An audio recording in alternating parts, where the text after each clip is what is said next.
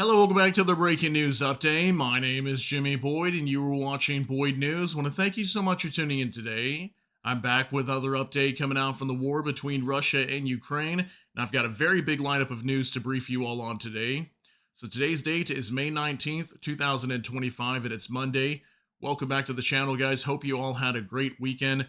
Lots of news to cover in this war today. We had very big news yesterday that the Russians were preparing to launch an intercontinental ballistic missile and potentially fire it at Ukraine. And today I have an update for you guys.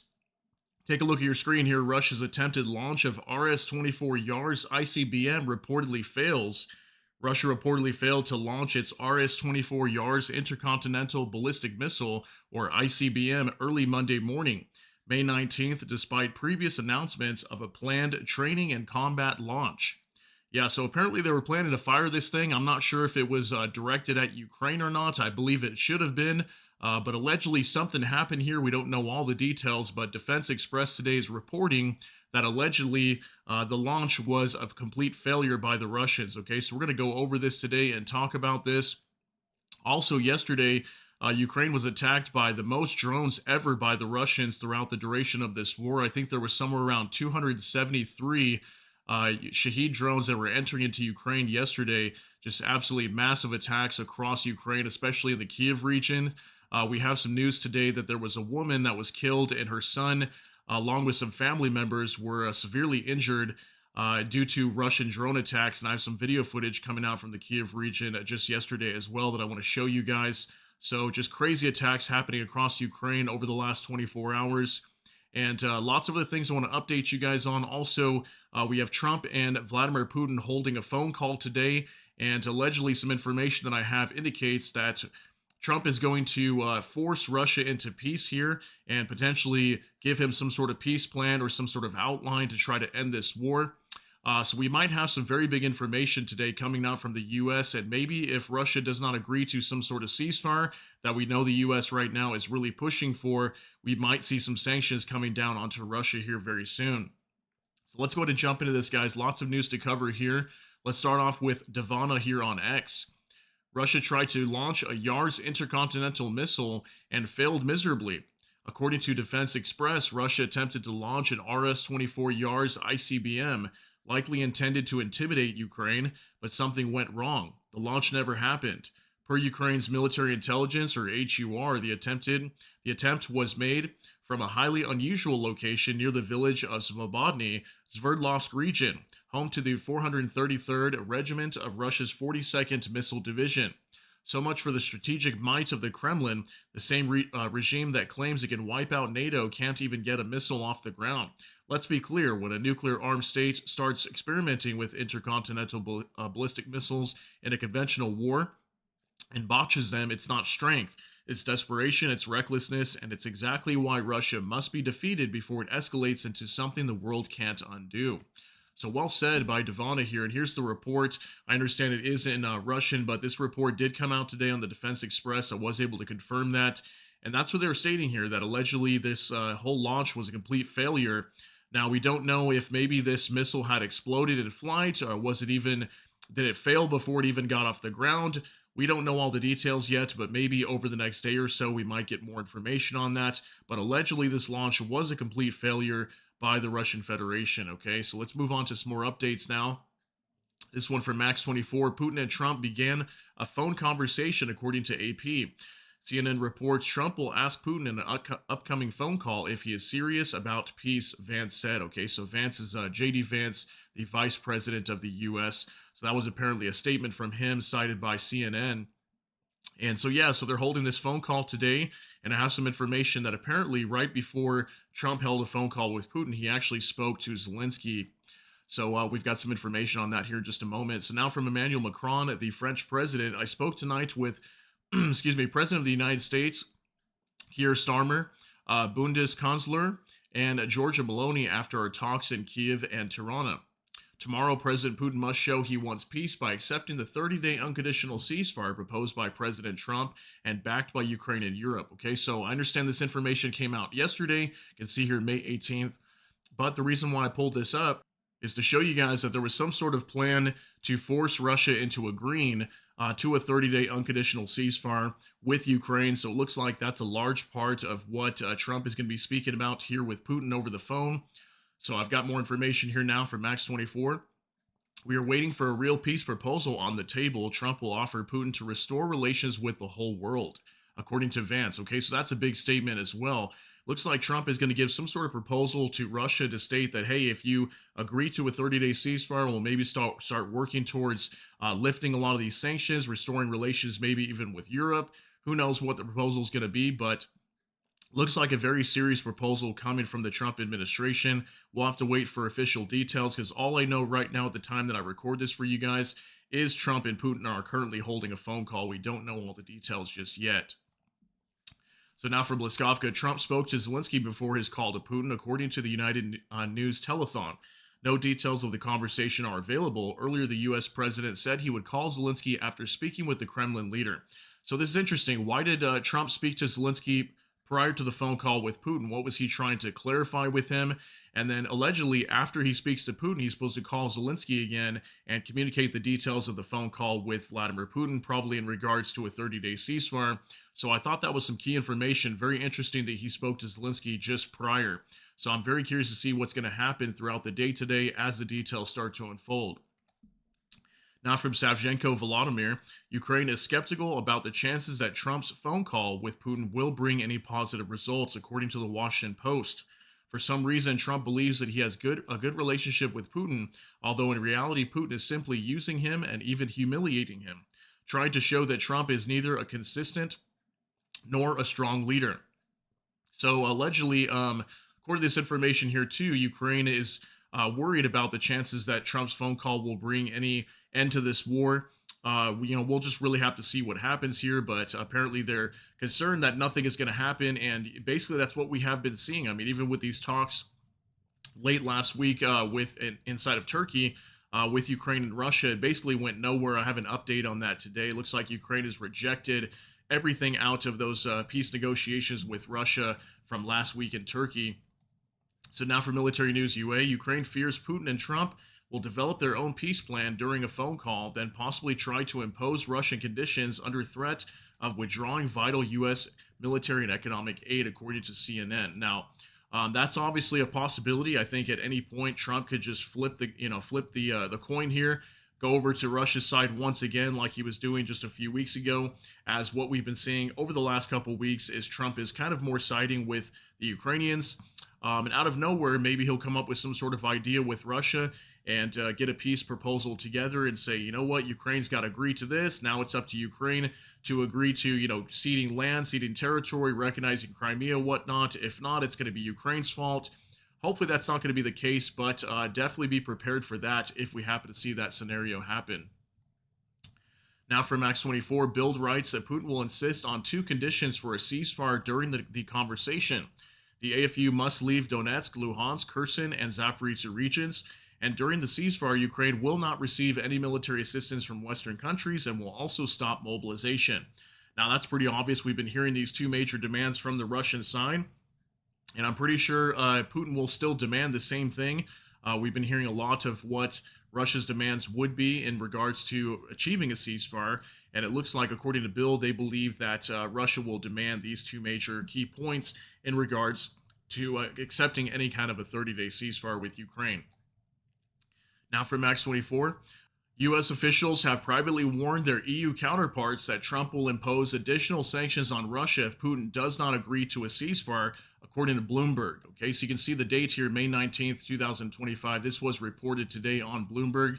That allegedly that's what we're going to get out of this phone call as well, is Trump is going to push Russia into agreeing to some sort of ceasefire with Ukraine. If not, we could be seeing sanctions here coming from the U.S. And we know right now Congress is on the verge of passing a bill that could potentially put 500% secondary tariffs on any nations that do business with Russia purchasing their oil.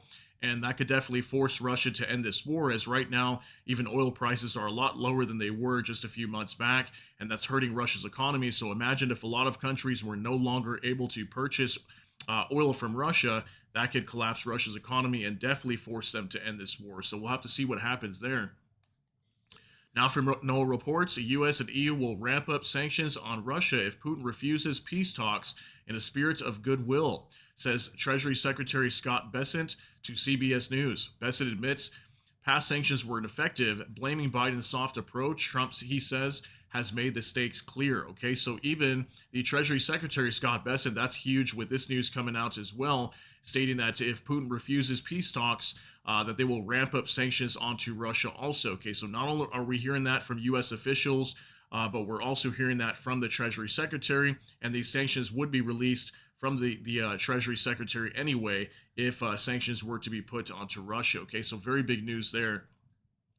Now from Ukrainian Review, Marco Rubio, who is the U.S. Secretary of State, said today that the Senate will eventually act. We've been telling the Russians for 6 to 7 weeks that this is an effort that's underway, that we expect that when we sit down to do this, sanctions will have closer to 80 of 100 co-sponsors in the Senate. Yeah, last we knew there was somewhere around 73 co-sponsors with this bill that U.S. Senator Lindsey Graham put forward in the Senate. And it looks like we might have now 80 co-sponsors to agree to this bill, and I think that should be more than enough to agree to this. And if they happen to do so, we could see 500% secondary tariffs onto any nation that purchases Russian oil. And again, I think that'll be the big one here that'll force Russia to end this war. We'll have to see how that plays out. Now for Max 24 again, the next round of negotiations between Russia and Ukraine will take place this week and may take place online, according to Russian media.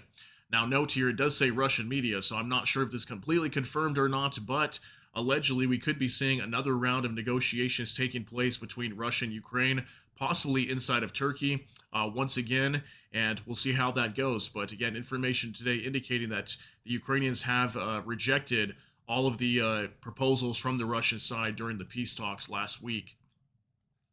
Now for NOAA reports, all Russian threats during the Istanbul talks were rejected. Ukraine insists on a full and unconditional ceasefire to save lives and provide a solid foundation for diplomacy. We are ready for a 30-day ceasefire agreed with our partners and open to extending it. We're also prepared for direct talks at the leadership level. Ukraine is not afraid of negotiations with Russia, but it's crucial that the Russian leadership stops dragging out the war, says Zelensky.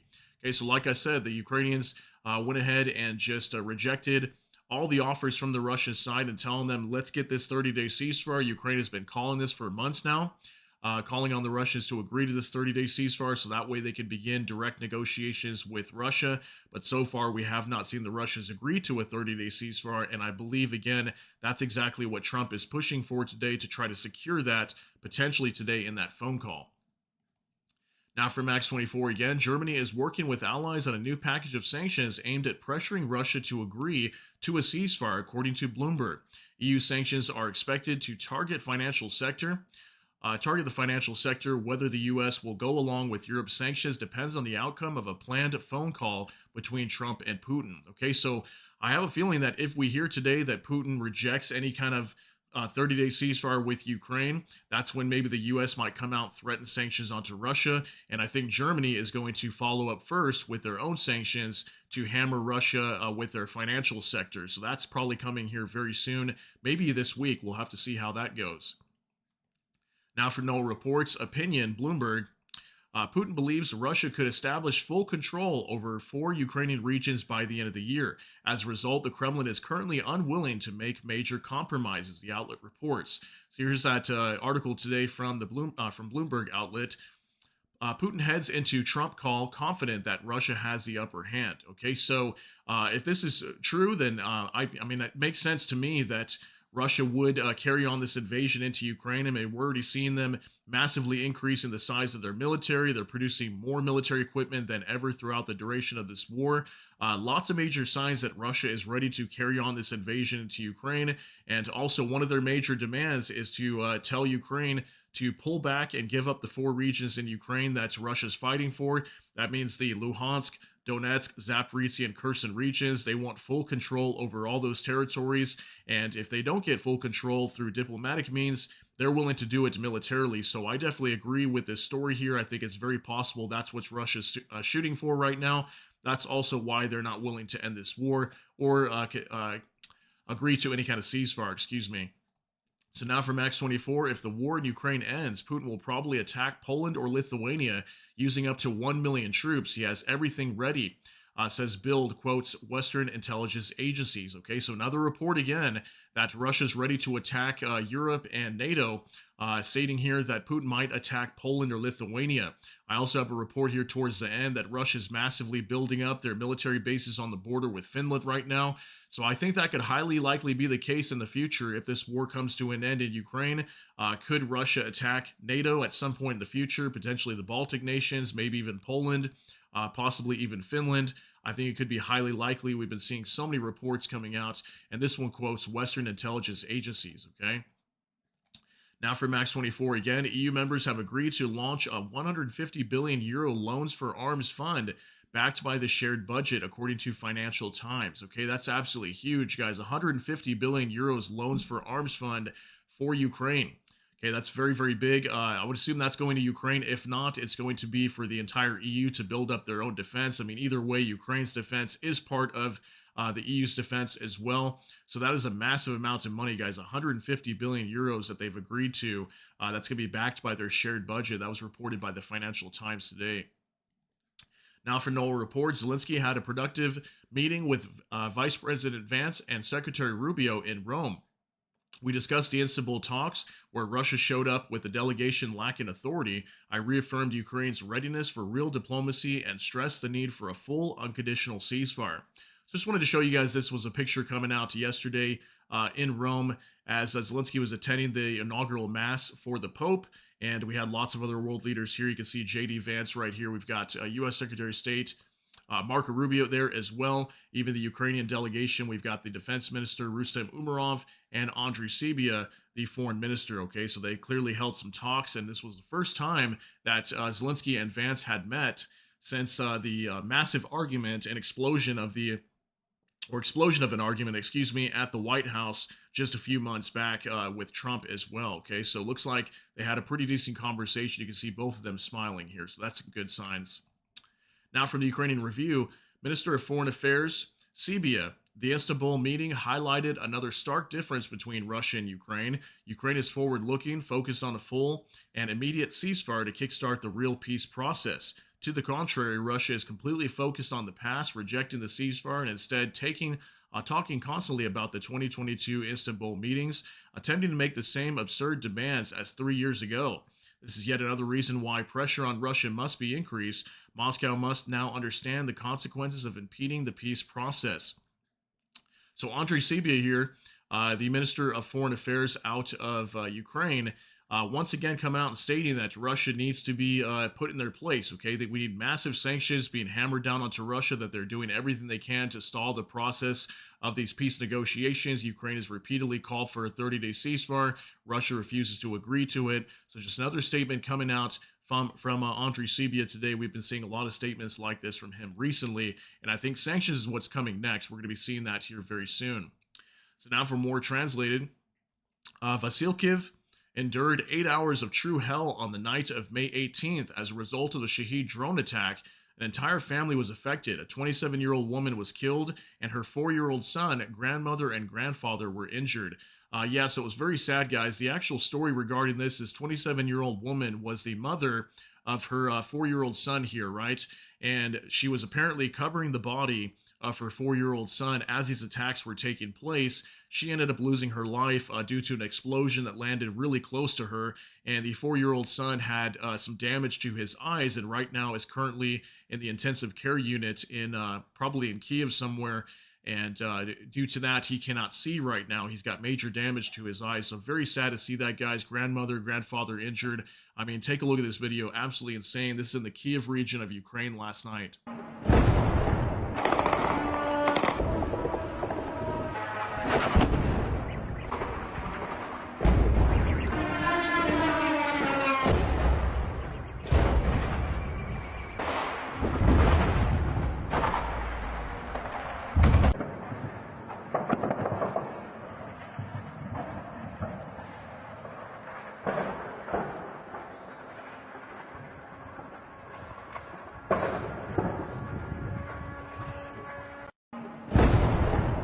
All right, so we can see massive explosions just taking place everywhere over here. A lot of these drones were not shot down. From what I understand, there was well over 100 drones alone attacking the Kiev region. And my apologies, I believe this was attack the night before.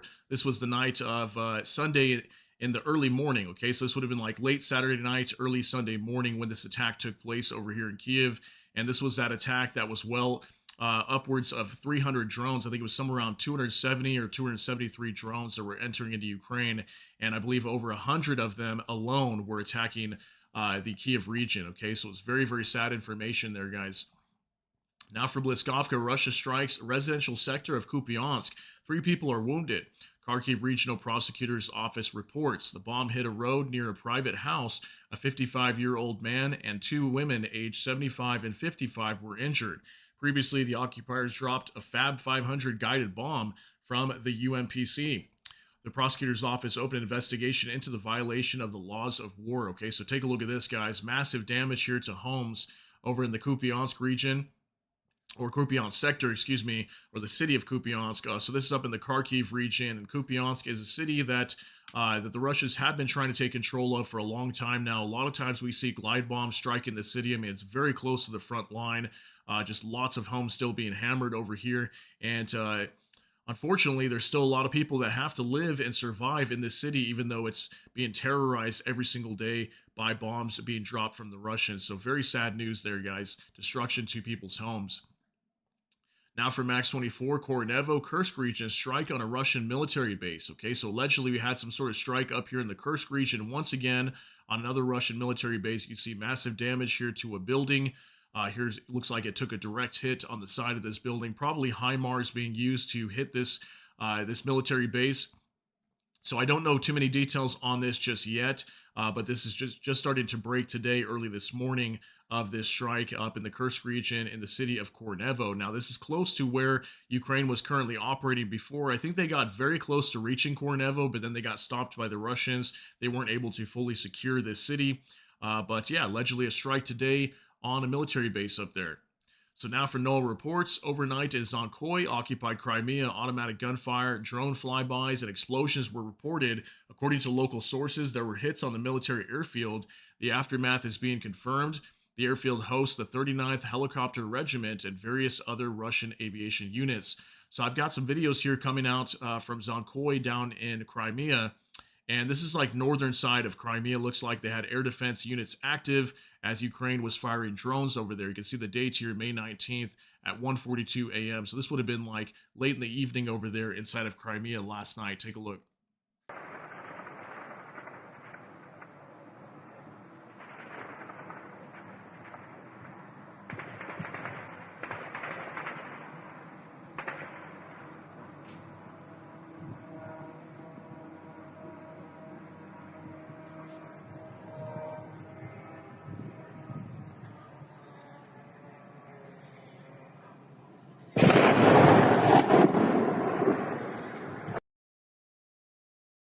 All right, so I do apologize. Not much we can see here. They do have the bottom of the screen blurred out to protect the area, so that way the Ukrainians do not adjust their strikes. But we can see what appears to be a drone that crash landed over here somewhere near Zonkoy in northern Crimea. Here's one more video coming up.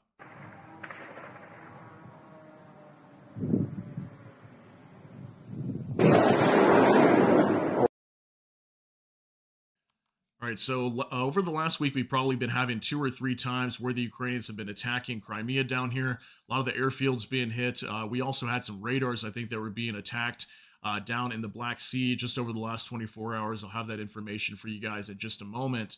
So now from the Kyiv Independent, Finland to send ammunition to Ukraine using proceeds from frozen Russian assets.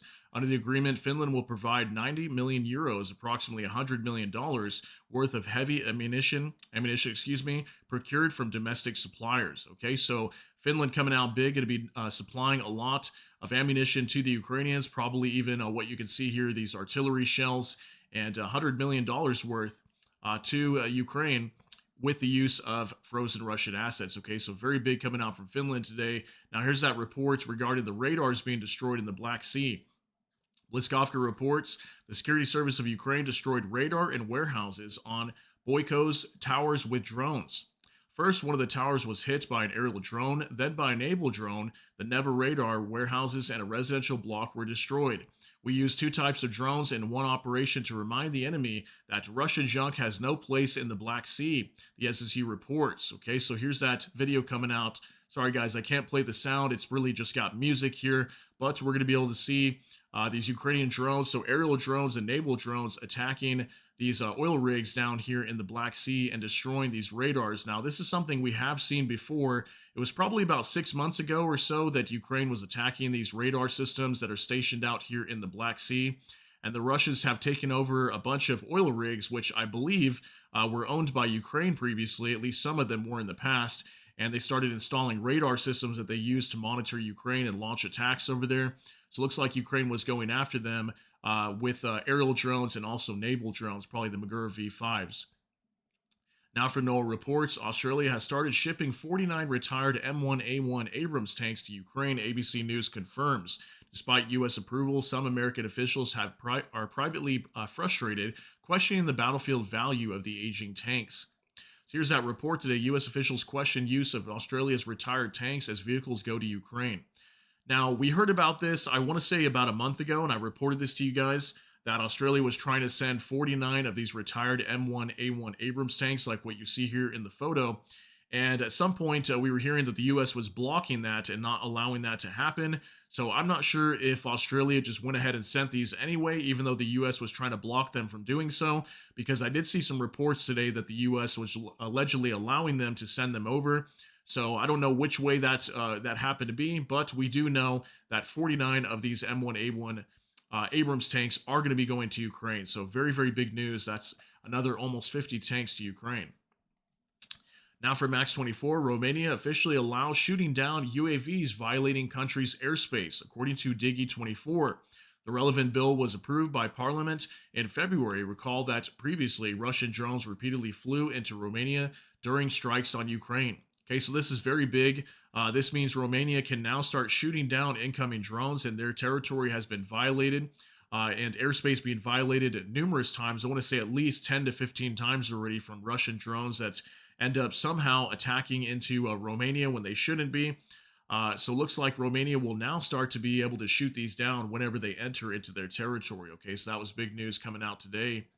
Now from Anton Gerashenko, Polish customs seized 5 metric tons of tires for civilian Boeing aircraft, which were due to transit through Belarus and Russia in an attempt to circumvent EU sanctions.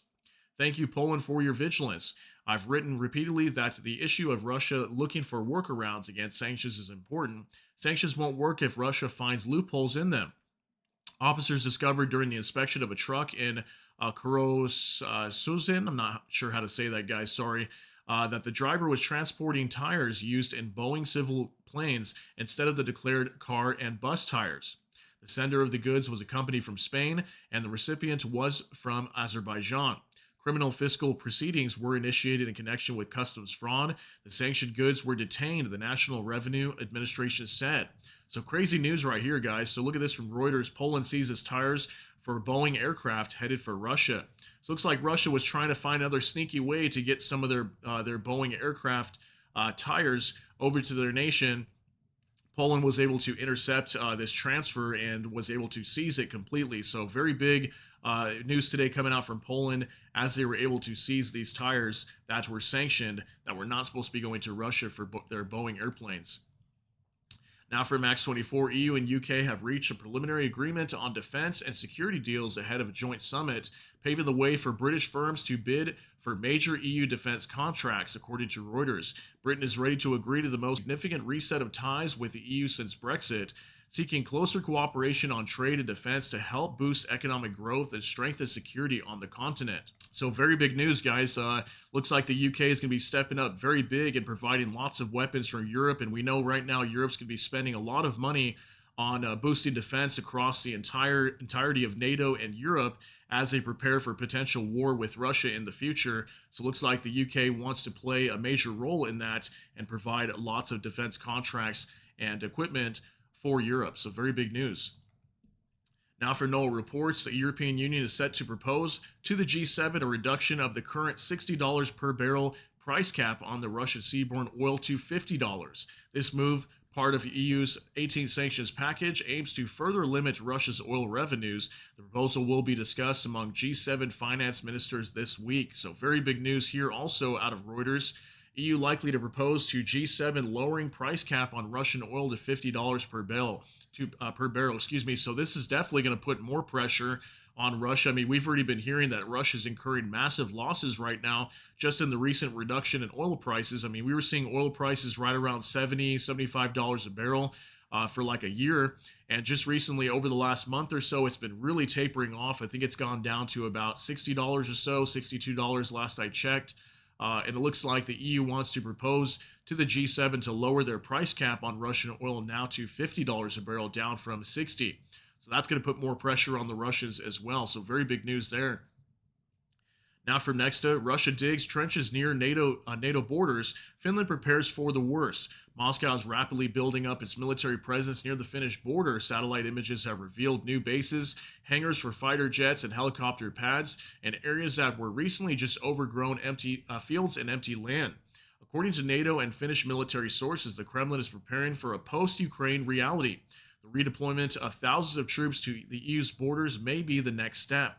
Helsinki, warns that the number of Russian troops near its border could triple within the next 5 years, and judging by the current pace, the wait might not be long. So here's a picture coming out from February showing a tent at a Russian training base, and I've been showing you guys reports like this for well over a week now. I think it was just about a week or 2 weeks ago. I gave you guys a whole update that Russia was starting to expand a lot of their military bases near the border of Finland. This is a very bad sign if they're starting to do that. That possibly indicates they're preparing for war with NATO, maybe to attack Finland or the Baltic nations at some point if they're building up their reserves. They're starting to transfer troops over here and expand their military bases, so this is not good news. And more show that we could potentially see a war between NATO and Russia in the future. So get ready for that if that happens to be the case. Now from Bliskovka, Air Defense Forces of Ukraine neutralized 76 out of 112 Russian UAVs. 41 drones were shot down by firepower. 35 were locally lost or suppressed by electronic warfare. No negative consequences. So here's that report today, guys. So 112 Russian drones going into Ukraine. And again, just the night before on Sunday morning, we had around 270 drones going into Ukraine. So not nearly as many as it was on Sunday, but still a very significant amount. Anything over 100 is quite a bit to have to shoot down. But it looks like 76 out of 112 were destroyed. So that's pretty good coming out of Ukraine. Now from the Kiev Independent, these are the indicative estimates of Russia's combat losses as of May 19th, according to the Armed Forces of Ukraine. In our final update of the day, Russia's losses as of May 19th, 1,040 troops, 5 AFVs, 88 vehicles and fuel tanks, 1 tank, 29 artillery systems, and 118 UAVs, and that is it. So this has to be by far the lowest numbers that I've ever reported in a very long time. I think just last week I said that as well, but the numbers were higher than they are right now.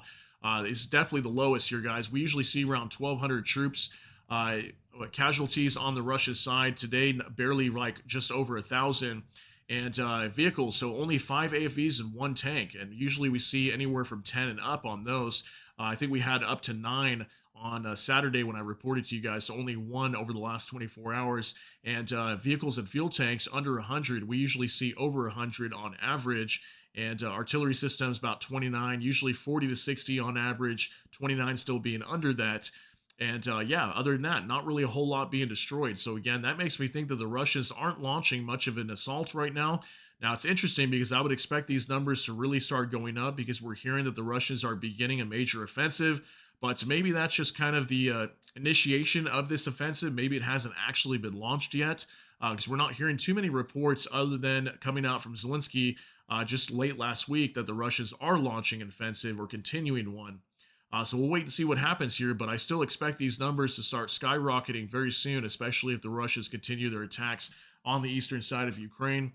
So tons of big news today, guys. I want to thank you very much for tuning in for this update. If you got something out of this, please smash that like button. Also, if you enjoy my content, please consider subscribing down below. Hit the notification bell. That way YouTube can notify you. With that, hope you all have a great day. Everybody take care and God bless, and we'll see you in the next one.